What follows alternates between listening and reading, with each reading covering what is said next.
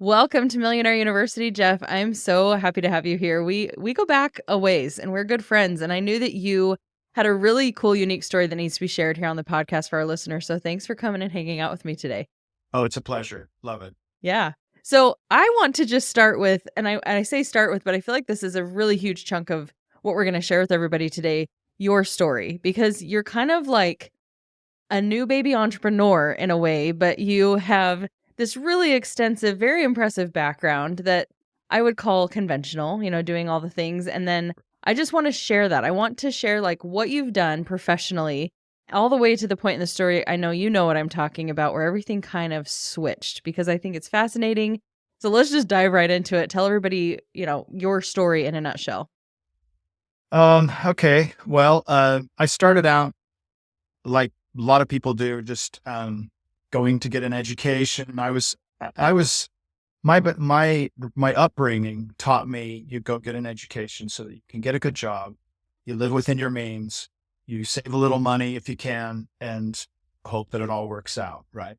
Mhm. And just from a financial aspect, I came to realize that doesn't really work, right? It works for some, and that's why I think the story perpetuates, because you get enough people that kind of works for, that just trickles down, and so we all think that that's the path that we should take. And I did take that path. I went to school. I got a PhD. I worked in industry for a number of years, and then I went back into academia, where I worked for another 20 years, and loved it. I had a great career. I loved working with the students. I loved teaching. I loved doing research. But it got to a point where I felt like I wanted something else for myself personally, and I also recognized that the path that I was on wasn't really a path to financial security and financial independence. That wasn't the driving force for me leaving, by the way. The driving force for me leaving was really just recognizing that I wanted something more in terms of personal development. And so I left that field, and my wife and I really took a big leap of faith, and we had done some things financially that gave us a little bit of a runway, right? So that we could do something like this. So I quit the university, and my wife and I tried some different things, really kind of started being entrepreneurs, right? My wife has always been an entrepreneur, as you know. And so she's always had a business. She's always been fostering or nurturing that business. And so I came into that and helped a little bit with that. We started another business with some partners. And that is it's still going. We'll see what happens there. But then when this came, which is working in financial services, I really felt like this is what I wanted to do, because I've always been attracted to that. I really think that if I hadn't done a PhD, if I hadn't gone into the sciences to do research, I probably would have done finance, because I'm so fascinated by this idea. And so it has always been a kind of a hobby to study it or to kind of play with it, dabble in it. But when it came to, somebody approached me and said, would you like to join our brokerage, our agency, and really get into this? I jumped at the chance, because I just felt like here's an opportunity for me to really serve people in a way that I feel like I have some gifts or talents, or not, maybe not gifts or talents, but at least proclivities, right? At least I like it. Yeah. And so when you like something, you tend to, excel at it a little bit more. So, Yeah. so I just felt like it was time to make that shift. And so we made the shift. I made the shift. And then my wife was, Rana, that's my wife. She decided to help me out with that. So she's now supporting me in this endeavor. And we're just totally enjoying it. So that's kind of it in a nutshell. That's kind of our path. Yeah. I love it. You mentioned that the shift out of working was more of a desire for personal development. And I think this is a really powerful thing. I hear so many different companies and businesses say, like, this is really all about more personal development fulfillment that happens to be attached to a product and happens to be attached to a business model. And I think there's something significant about knowing that, and that traditional jobs a lot of times don't typically possess that. It's not really an innate part of working for an organization, whether it's academia or corporate America or whatever. So what for you, just kind of take us back to that moment, did you feel was lacking, and why did you not feel like you could have the personal development and work in the job? Like, kind of explain where your psyche was at that point. Well, where I was at that point is very different from where I am now, obviously. And I understand a lot more about what was happening to me then. Mhm. But at the time, it just felt like I had sort of reached the end of I'd hit the ceiling, so to speak, of where I was of my personal development in that space. Mhm. Sure, I could have done other things. I could have shifted maybe my position, or I could have dived, or I could have dove deeper into certain things that I was already working on. I could have gotten deeper into research. I could expanded my influence in terms of graduate students and things like that. I could have done something. I could have gone to the university and said, "Hey, I'm not feeling fulfilled. Let's change my position to be more in line with something else." I Mhm. don't know. I mean, there's other things I probably could have done, but at the time, it just felt like it's time to go. That's all. Yeah. That's all I can say. Really, is in fact, I called my wife. It was January of 2019, and I called her up and I said, "I think I'm done here." And she was like, "What? Wait a minute," because this was a lifetime career. This is something you retire from. This is something that you don't even retire from. You just keep working, right, until the day you Mhm. die, almost, because it's something that you could do well into your 70s and maybe even 80s. But I called and I said, "I think I'm done here." And I think what I meant was, I don't feel like I'm progressing personally Mhm. as a person. I don't feel like I'm getting out of life what I really could be getting. And I don't feel like I'm utilizing the gifts and the talents that God has given me in the way that he wants me to. And Mm. so I really, that was the conversation. And she was like, "Well, okay, let's just calm down and let's give it 6 months and see how you feel this summer." And so we did. I totally respect that, honored where she was at. And in the summer, she said, I see that now. I see that it's time to go.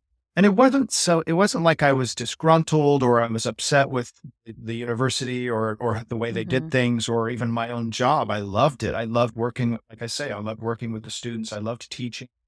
But I got to a point where, I was teaching sort of the same courses over and over again because they were my courses. I had designed them. Mhm. They were graduate level courses. And it got to a point where I could walk into the class, which is kind of the dream for I think for every professor, walk into the class and say, where are we at in the book? And they'd say, "Oh, we're on chapter 16. I'm like, "Okay, so this is what we're going to talk about today." You want to know your material that well as a professor, obviously, but you also it also kind of feels like, okay, am I just going through the motions at this point? Mm. Am I really learning more at this point with that? And that's not entirely the whole story as to why I quit, but that's part of it. That was part Yeah. of like, okay, am I really pushing myself at this point? Or do I need to go into a new environment to get Mm. what I feel like I wanted? And that's how I felt. I felt like I needed a new environment. And so I quit the university. And it was funny because when I told the people on my committee that oversaw my facility, because I was the director of a research facility. So the other professors that were part of the committee, when I told them that I was quitting, a couple of them were like, "So where are you going? Like, what university or what research facility has wooed you away from us, and what would it take to keep you here?" And I was like, "I'm afraid it's not like that. And Mm. there's really not an amount of money that would keep me. Well, maybe there is. Let's be Let's be honest. real. Yeah. But it's not an amount of money that a university is going to pony up, right? Mhm. So I just said it's not like that. It's just I feel like it's time to go. And they're like, "So you don't have another job lined up?" And I said, "Not really. I mean, I'm going to work with my wife, but on some stuff that she's working on, and we'll see what happens." it's interesting because, and that gets back into this creative energy aspect, or this creative energy idea. And I was on a road trip with a good friend of mine, and he's in an industry that's a very, very high pressure, very high stress. And he had an idea, or at least his son had an idea for a business. His son was already working that business and wanted my friend to come over and help him with this business, partner with him in this business. And it was a very, very cool, exciting business, a new thing. And he was just like, I just don't know if I can do it, because I'm so worried about my income. And he's so gifted, right? He's so talented. And sometimes I'm no expert at this. I'm not like this Zen master or whatever that's going to dispense counsel and guidance to him. But sometimes when you're talking to a friend, the friend can see something that you don't see, right? And it was very clear to me. I was like, and I told him, I said, here's what's happening. Your current job is draining all of your creative energy. So you don't feel like you have the capacity to work with your son on this new venture. And what you're concerned about, the income, is also draining your creative energy. I said, if you can get past the income part and realize that you guys are, and we talked about his income, so I knew I could say this. I said, you guys are pretty safe when it comes to income and when it comes to finances. You're pretty safe. His wife worked and other things, and they had some savings and other things. So I was like, it's going to be okay financially. So if you can get rid of that stress, then that'll give you back some of your creative energy. But the big thing is this job that you have. You've got to quit.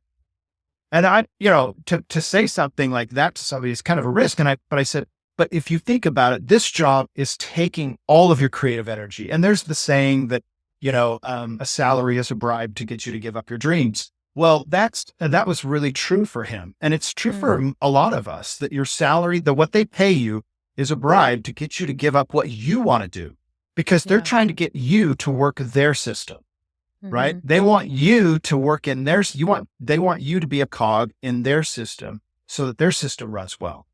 And the better you are for them, the more they might compensate you, maybe not. But that's, right. That's what I was telling him. I said, they're taking all of your creative energy so that you don't have anything to work on with your son, work with on this venture.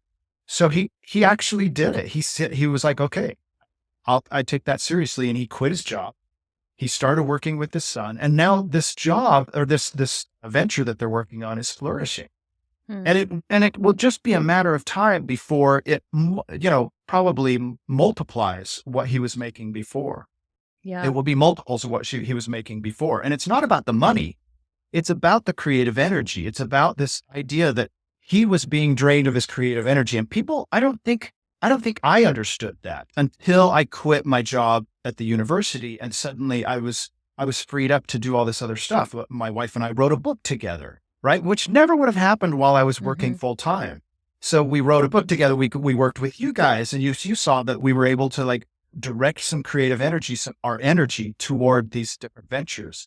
And so it was so exciting to see that in our own lives. And that's why I think I was able to give that advice to my friend. And this was just fairly recent. It was maybe a year ago. And so since then, he has quit his job. He's now working full time with his son in this venture. And they're doing great. And it's just, it's on this trajectory. And I'm like, wow, look at this, look at what's happened. And all because you were willing to take a chance. Now, this is an entrepreneurial affair, right? So he's become an entrepreneur rather than working in another entrepreneur's system. He's now creating his system, and he's getting employees, and he's training that leadership to work the system so that he doesn't have to. So, and those people are going to have the same experience. Like the one day they might wake up and say, wait, I'm draining all my creative energy and I want to do my own thing.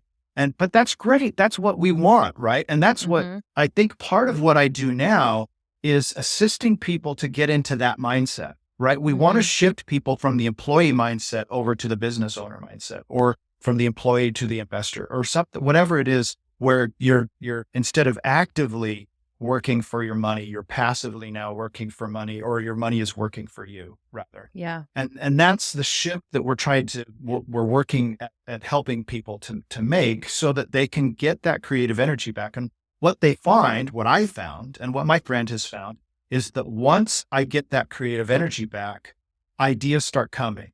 The ideas Mhm. start flowing. Now I've got the energy to work on those or pursue those ideas, and more ideas come, and it makes it even better. And so it's exciting to watch people do that. But in order to do that, they first have to figure out, how do I get that creative energy back? And many times, unfortunately, it's, I've got to quit my job, or I've got to quit something. And Mhm. sometimes it's just a matter of changing their mindset so they're not worrying about money all the time. Because money, Yeah. let's face it, money, our relationship with money many times is draining everything. Yeah. Yep, 100%. I wanna dive into that more. Before I do though, I wanna point out, because you talked about your friend who had obviously an adult son. You have adult children. So this is not like, "Oh, I'm in my 20s and 30s and I'm feeling a little unfulfilled in my 9 to 5, and I think I'm gonna go start something, and I have this long time to figure it out." Like, how many years did you have until you would have hit really the smooth sailing, like, "I can be retired," or, like, "I never have to work again because 'cause I've kind of got this comfy, but maybe it's not really big growth." But how close were you to just being done? We kind of, the way we had set things up several years early, probably a decade earlier. We had done some things with our finances. Again, like I say, this was kind of a hobby of mine, so I was always looking for new ideas and things. And we had kind of set ourselves up so I could probably retire at 55 from the Mm, university. And the reason I picked 55 is because at 55, you have the option to to keep their health insurance, and you get some other benefits if you go at 55.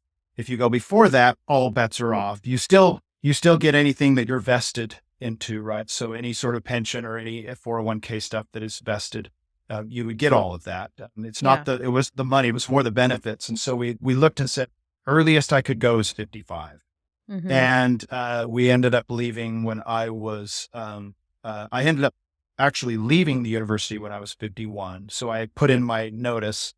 I actually gave notice to the university. It's not something where you get 2 weeks, right? I mean, they need Mhm. some time to replace somebody that works at that level. So I gave them notice. I said, you got a couple of months. Let's give 3 months to this idea. I wasn't disgruntled, so they didn't have to worry about me stealing staplers and stuff.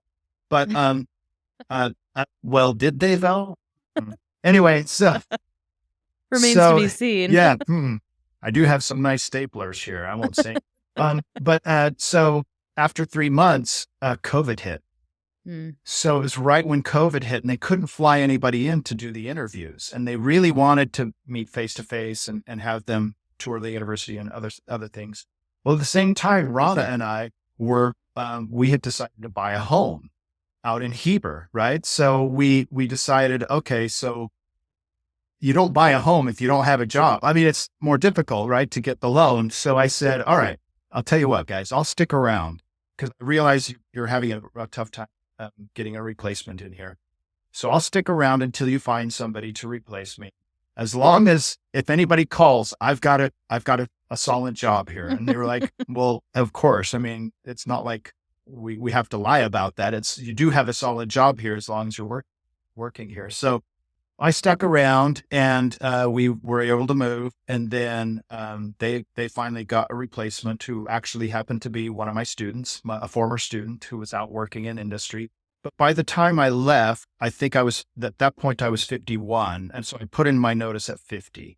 And when we mm, did it, I was like, honey, we could, if we just stay for 5 years, like, the benefits are so worth it. Maybe we just hold off until for 5 years.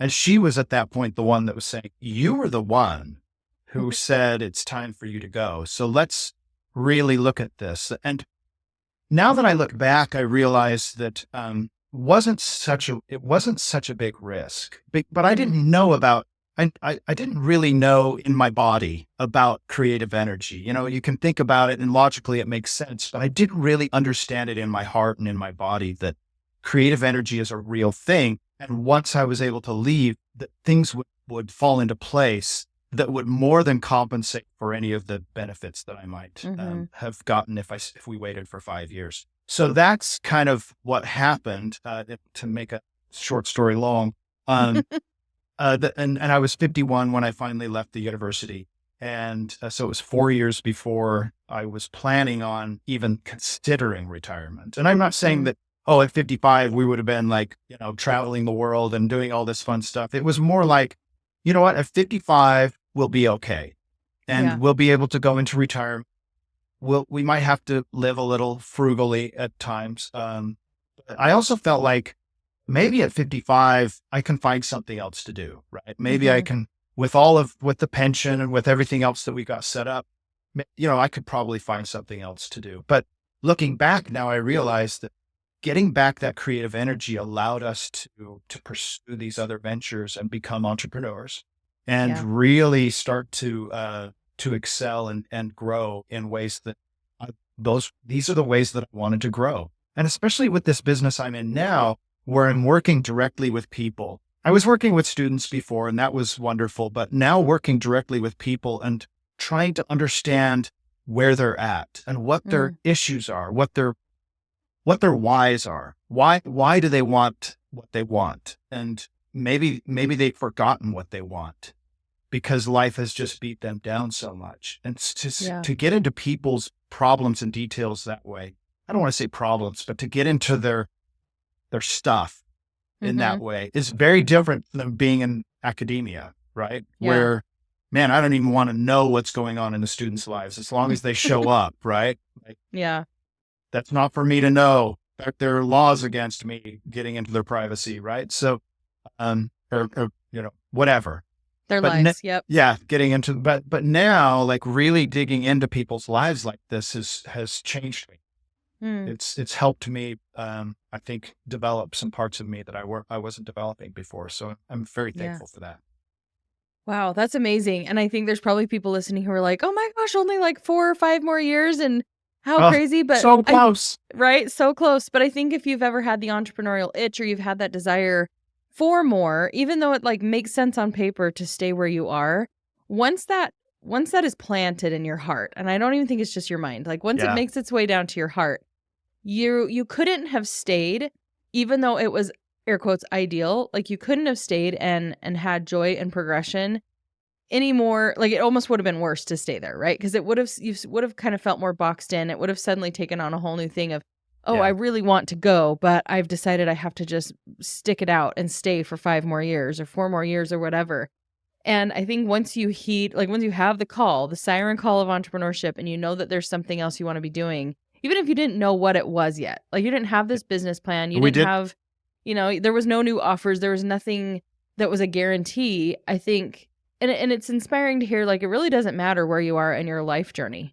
There's no right time and there's no wrong time. Sure, you can do what you can to create some safety net there. And we're not saying like, just quit your job because you're never going to be happy. Right? Because you did have a framework in place. Like you had some sort of stability there from the time you'd put in. We had a runway. Yeah. Yeah. Not everybody's there. I think you can be 18 and trying to decide what to do and pick a path. And you may not have like the financial security you have in your 50s. However, I think you have a different asset, and that's time. You have more time, more chances to fail, and there's a little less on the line before you have a family, before you have more things, right, that we acquire throughout life.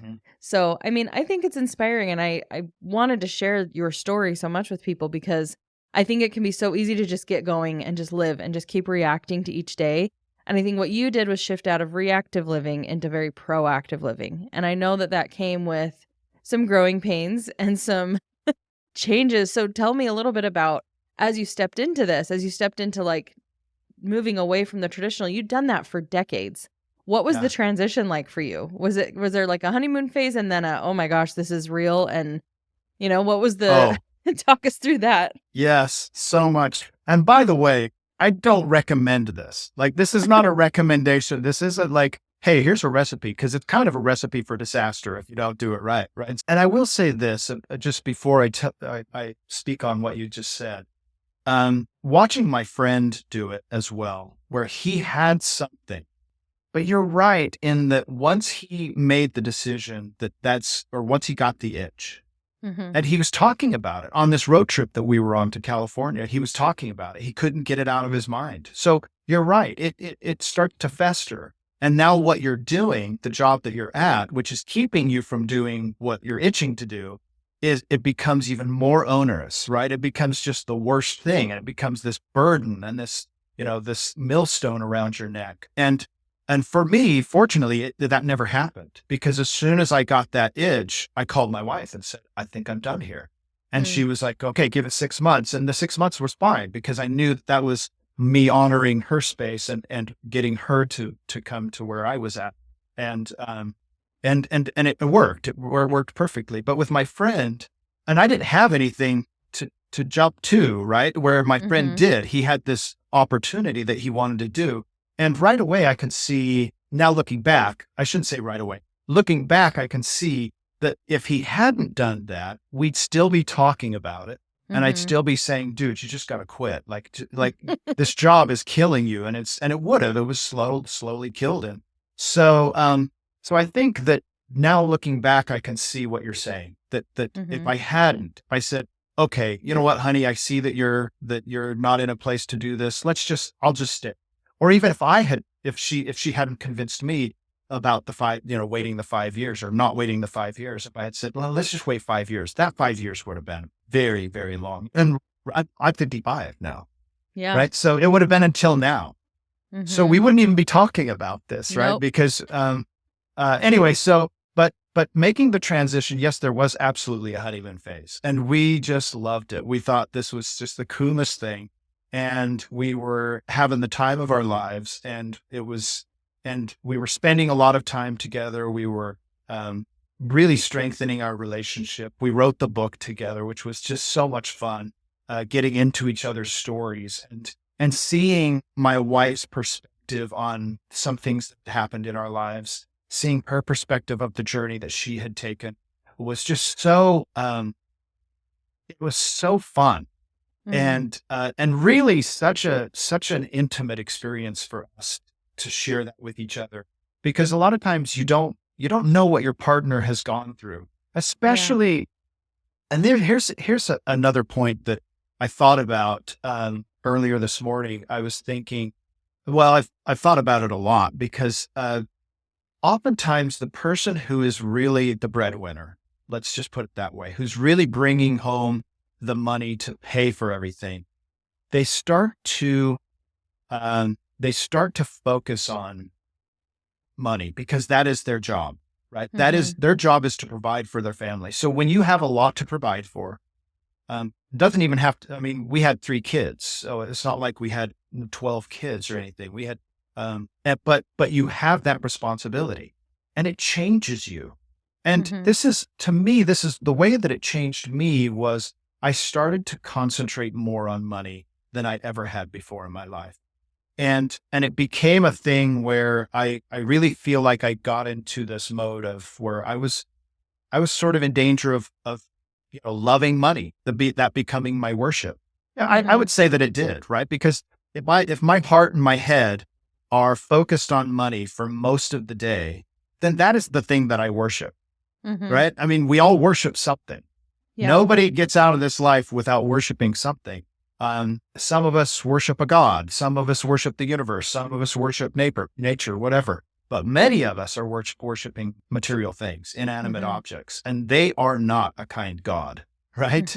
Yeah. And money is not a kind God. It becomes a taskmaster, and you become a slave to it. And that's why, scriptures that have been misquoted many times, money is the root of all evil. It's the love of money that is the root of all evil. And that makes more sense, because once my mind and my heart are focused on money, I don't allow the good that could come into my life to come in, because I've focused so much at that. So my relationships start to suffer. My spirituality starts to suffer. My health might start to suffer. And just look around. People in your family, friends are going through this. And why? Because they're focused so much on money. And it's hard not to do that when you're the breadwinner, when you're the provider to a family. You've got these responsibilities. And so it changes you. And so when we made that transition, a lot of that fell away. And it was just very liberating. And yes, it was a honeymoon phase, because then one day you wake up and you go, hey, what have I done? Wait, what's happening to our finances? Look at your bank statement. And you go, oh, what have I done? And that bank statement is a reality that we create, right? That really smacks you in the face. And that's one of the things that being part of this business now is assisting people to get more into to understand financial freedom a little bit better. Mm-hmm. Financial freedom is very different from financial independence. Financial freedom happens here and in your heart, right? Yeah. It happens in your mind and your body. That's financial freedom. It's an internal thing. Financial independence is external, is where Mm. you now have the means to be independent from maybe a job and other things. You're not relying on external forces because you set yourself up.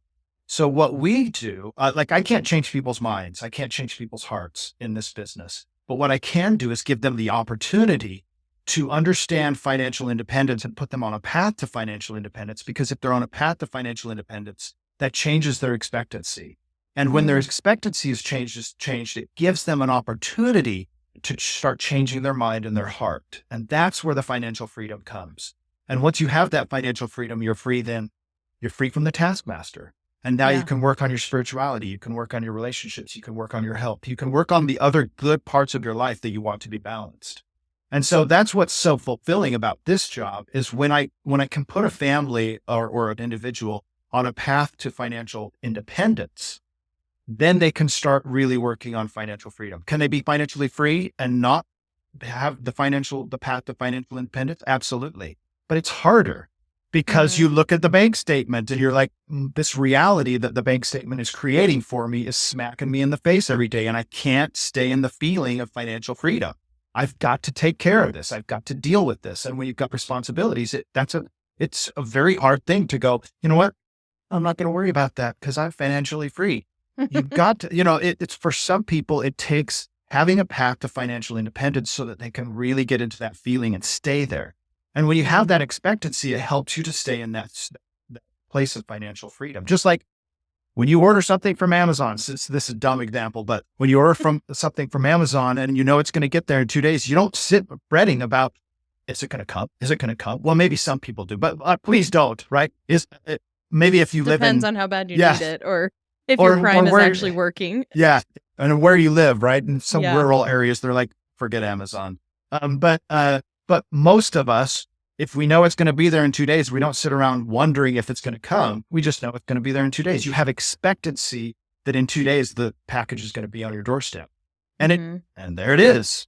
And they verify, they confirm it almost every time. And so that expectancy gets stronger and stronger. Well, if you have an expectancy that one day in your future, you will be financially independent, almost doesn't matter that it's not there Yeah. at that right now, right? Yep. Because you know it's coming.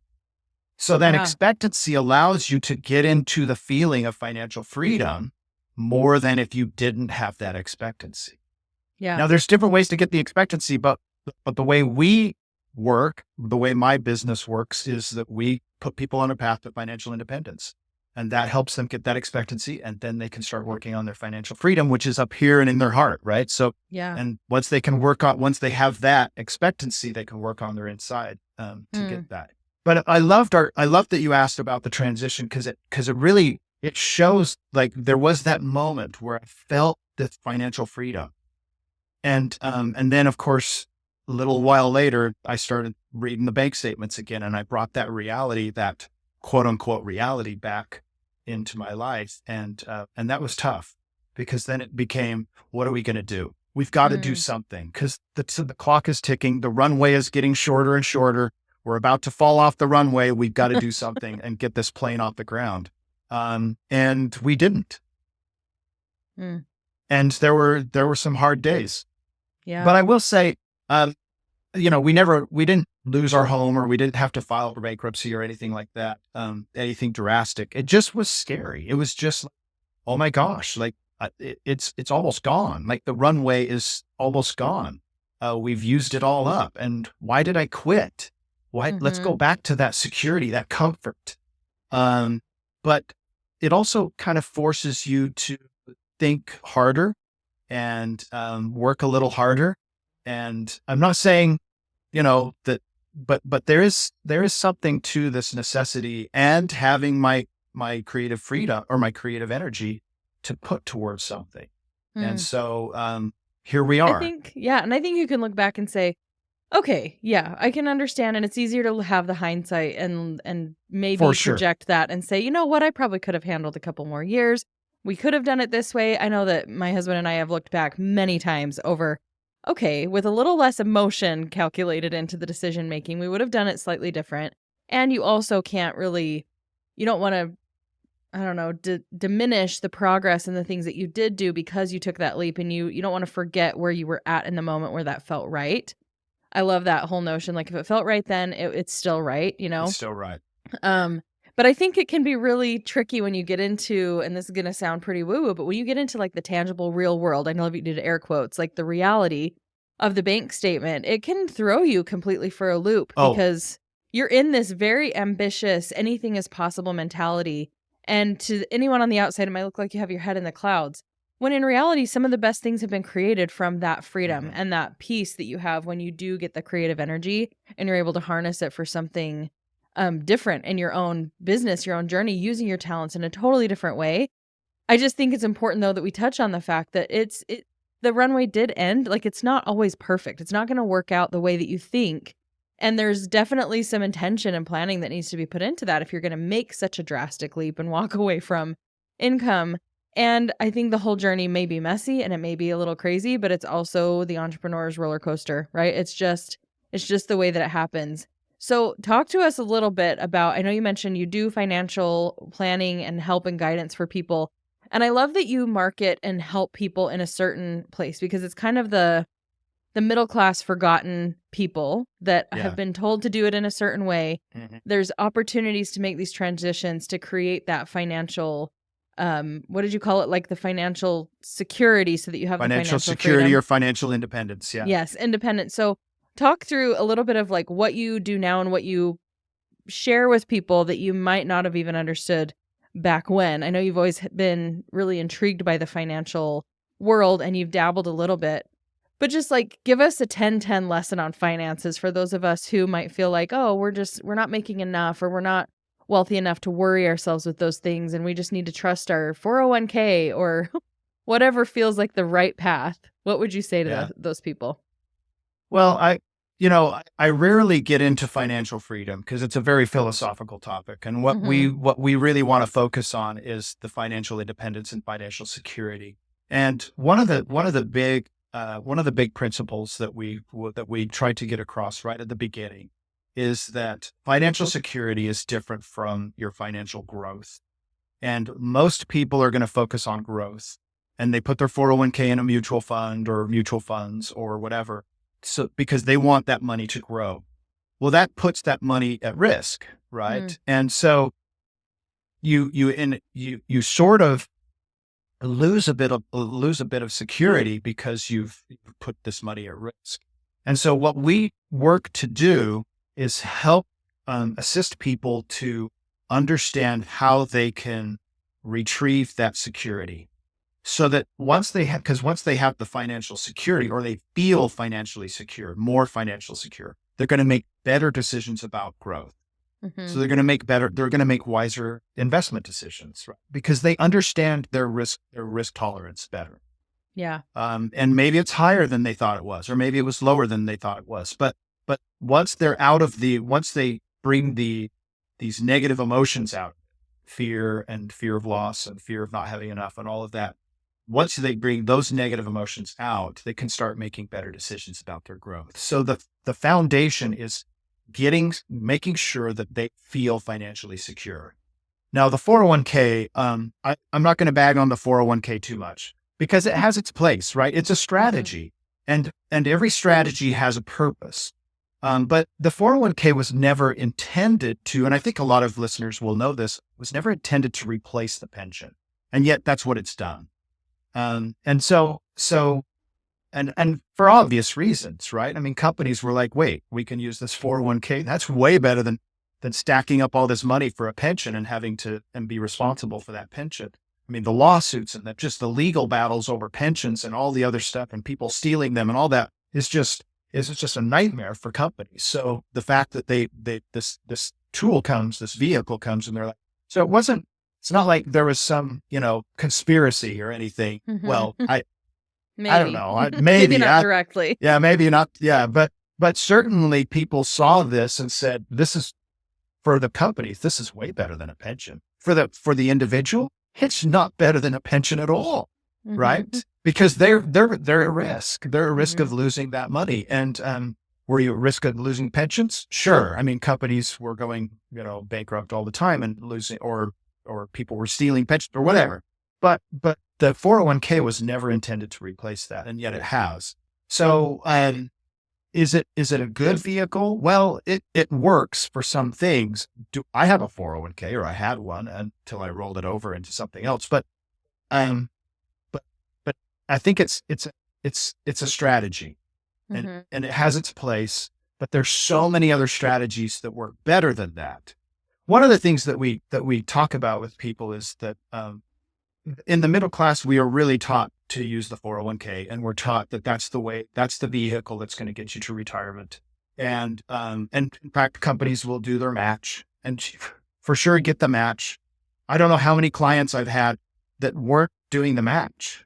And I was like, what? Why not? Well, I just don't trust it. Like, you don't trust it? Okay, look, again, I'm not a cheerleader for the 401k by any stretch, but that's free money. And I cannot, no matter how hard I try, I can't match that kind of an investment where you're doubling your money, like if it's a match, right? So you got to do that. So I always recommend, okay, start getting your company match, because that's free money, more or less free money. Yeah. And then stop there. Depending on their situation, right? I'll say stop there and let's do some other things with any additional funds that you might have for retirement or for children's education or whatever savings they want. We could use different vehicles, not the 401k, because the 401k, again, has its place. You can't touch it till you're 59 and a half. You can't, I mean, there's so many rules with that it becomes very kind of, very strict. It is a strategy, but it's a very, very specific strategy. So then let's take the rest of any kind of money that you might have, and let's use a different vehicle to get you to where you want to be. Now, that's the other thing is when I sit down with families, we want to go over their goals. What are your financial goals? And a lot of them, most of them will say, I'm just trying to make my bill payments next month. That's their goal. I'm like, that's not a goal. That's surviving. Yeah, Yep. That's survival. And I get it, but let's talk about what your goals are. And let's start going back to before you became the breadwinner and had all these responsibilities and realized that and created this reality with your bank statement. Let's go back before that. What were you thinking where you would be in retirement? What would you be doing in retirement? And that's a very different story than what they're telling themselves right now. When they see that bank statement, they tell a story about what their future is going to be like. And I got to say, we got to go back before that happened. And what was your future going to be like then? And not all the time, because some people will just go, I don't know what you're talking about. But if we can just say, hey, think bigger. Yeah. What would you like your retirement to look like? What would you like your future to look like? Not even retirement, but 10 years from now, 20 years from now, where do you want to be financially?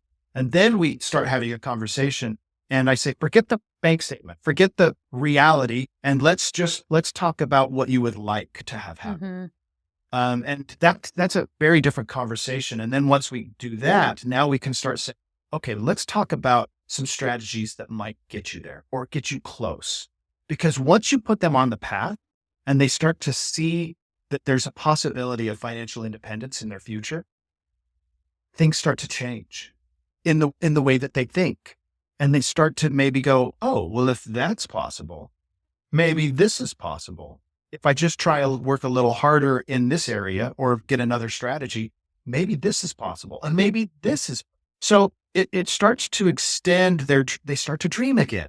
And many of us haven't dreamed since we were, high school or whatever, when we all thought we were going to be millionaires by the age of 30 and have private jets. So sad, isn't it? I know. I think, what I do in coaching a little bit is getting into that vision. And it's so astonishing to me. And even within myself, you go through life, you get a little burned, you have some hardships, and it really inhibits your ability to dream and to have vision for your life and to feel like anything is possible. And I always say, like, there's just this, ignorance really is bliss when you're starting out in the world and you don't know all the ways that your dreams can fail and all the ways Yeah. that you can get Yeah. hurt and it can go wrong. And it's like, there's this ability though to use the informed wisdom of the lived experience and not let that ruin you or destroy your ability to dream, but use that as a little bit of like courage and understanding that, Yeah. okay, if I've made it through these things, if I'm still here and there's still options available to me and I still can create and be what I want. Obviously, there's multiple times throughout this journey, even though there's hardship and failures, that I've done that. Like, I've shown up and I've risen to the occasion. And so, but I think it's so sad how few of us have still got the ability to dream big. And I think for me, when I work with people, even just getting into writing what that dream is, writing it down on paper, the more you practice that, the easier it becomes. And then the ideas start to open up. And I think you just have to have that starting point of saying, like, if money was no object, what would this look like? Or what is the dream future? If you could retire and you don't get into the how, and you don't worry about Yeah. logistics and saying, Yeah. oh, there's just, but that can't happen for me. Stay out of the mechanics. Yeah, stay out of the mechanics, totally. Because then when you get into the vision and the dream, it can really drive you to take that next right step. And you're able to make those choices not removed from emotion and removed from ambition and all of these good feelings, but in a place where it's in harmony with what you actually want and not just what you feel like you have to do to survive. So Right. there's so much power in that, in approaching your financial planning from that standpoint, and you'll make totally different choices. I'm Yeah. sure you see this happening all the time, right? Oh yeah. Yeah. That's like I say, even just the getting this a little bit of financial security, they start to make different choices about their growth, the growth of their money, the other money Mhm. that they have or whatever. We make sure that let's get that squared away first. And then you can start thinking about investments into real estate or into mutual funds or stocks or whatever you want to do. But we got to get the security figured out Mhm. first. And that's, that does help free up that creative energy, which was all going into worrying about how they were going to make their payments next month or worrying about if their retirement was going to be secure, any of that. That's a lot of creative energy. Mhm. I mean, like I say, that's that whole idea of love of money. How much time in the day am I spending thinking and how much energy am I putting toward that? That's energy that I'm not putting toward an entrepreneurial idea or some other venture that I might do, or even a part-time job that might bring in an extra stream of income. It's so hard to do that when all of your energy is going toward a job or worrying about money. Mhm. So that's, and then there's, I just love this whole topic, but one of the other things that I've noticed or that I've learned since I got into this is the middle class teaches a certain way of, like we talked about this, teaches a certain thing about money. They have a certain way about money, and it just gets passed on from generation to generation. It's passed on to me. I passed it on to my kids, and that Mhm. was something that I wanted to say. So when we made our big leap from the academia world or the world of a W-2 to whatever it is now, the entrepreneurial world, I guess. When we made that leap, all of our kids were gone. Like they had left the house. Our last one left the house in August of 2019. And so we were like, we're free to do whatever. So let's make it happen. And in fact, I went to Rana and I said, hey, I don't know what's going to happen. We might be in a van down by the river for all I know. And she was like, I'm in it. I'm in it. That's huge. Yeah. When your spouse says, I'm in it, I'm with you all the way, 100%. It gives you this courage, but also not having these three dependents relying on us to make their lives, semi good. Yeah. That relieves a lot of stress and a lot of pressure. The disadvantage is they didn't get to live in that new way of living, that new entrepreneurial way of living. So they didn't see that, right? So I passed on to them what was passed on to me. They're seeing it now. And I think, and they started to, I've noticed that some of my kids are getting different ideas about work and about what they want their life to look like, which is great. I love that. But I see something different with my wife's brother. So Rana's brother, I won't say who it is because probably half the people on this the two people that are listening, one of them will know him, right? So I'm just kidding. But he's pretty well known, but he started right out of school. In fact, in school, he started a business, and so right out of school, they were entrepreneurs. Their kids were very little, so they don't know better, right? I mean, they don't know if this was a secondhand toy or a brand new toy. They don't care. They're just hitting their little brother with it anyway. But what I noticed is now all of their kids, every one of their kids is an entrepreneur. That's amazing, because I know the family that my wife came from, and they were very middle income, very middle class, and they passed on those middle class principles about finance to their kids. And her brother did something different from the get-go. And so his kids are now all entrepreneurs. I mean, if you could invest in people, I would be investing in all those people, because all of those people are going to be extremely successful financially, because they've been given that, they've been taught something different. He broke he changed the cycle. Yeah. Yeah. He changed that cycle for his family, and now all of his kids are entrepreneurs. And I just love to watch and go, wow, look at what they're doing. Look at what so-and-so is doing now. And they've married spouses who have accepted that. And now they're raising families as entrepreneurs. And that family is going to be completely different from the other middle-class families. They will not be middle-class families. Yeah. They will always have, even if they don't have a lot of wealth in terms of the dollar amount, they will have the wealth mindset. They will recognize that they can always get more, that there's an abundance out there, and they know how to get it. Yeah, I love that. I think any parent listening feels that urgency, and that's kind of what we want to pass down. And I think, especially listening to this show, that's the aim and desire of a lot of our listeners, is to really break some of those paths that have been ingrained within us. And it's, I homeschooled for 5 years, and there's this saying, like, actual public school is the experiment, because for a long time it was very organic and natural to teach your children from home and them to grow up as part of the family unit in a different way. And I would say the same about corporate America and this whole job world. It's the experiment, and it's not how things have been. Only in recent years has that been the way that we function. And I think it's more natural than we realize and recognize to be entrepreneurial. And maybe there's people who, they want to be comfortable and safe and just do the thing. And there's nothing wrong with that. But I think if you have a little bit of that desire, you owe it to yourself to pursue that. And knowing that it's not going to be a perfectly laid out path. Challenge is part of the equation, and there's nothing that can quite match the reward of knowing what you just said. There's no limit. Like, there's always more abundance. There's always more to go and get. Yeah, really powerful words. Jeff, thank you so much for sharing all of this. I knew this was going to be good. I knew you were going to be able to bring the fire with lots of stories and insight with your own journey. Where can people go to connect with you as you continue to help these families create financial freedom? And even if they want to learn more about partnering with you in business and doing what you're doing? I'd say just the social media avenue, right? So I'm on Instagram. My handle is Design Your Dough. Love it. I like to bake. So there's Bake a little money, bit of a, right? Yeah, I do like to bake, actually. So, but we thought that would be appropriate. So it's called Design Your Dough. And so you can catch us on Instagram, and then you can DM us, and we'll contact you and get a conversation going. So that's probably the best way. Okay. Well, thank you again for coming and sharing all your wisdom with us. It's been so much fun to share this for everyone else to hear. Yep. It's been a pleasure. Of course. Good. Thank you.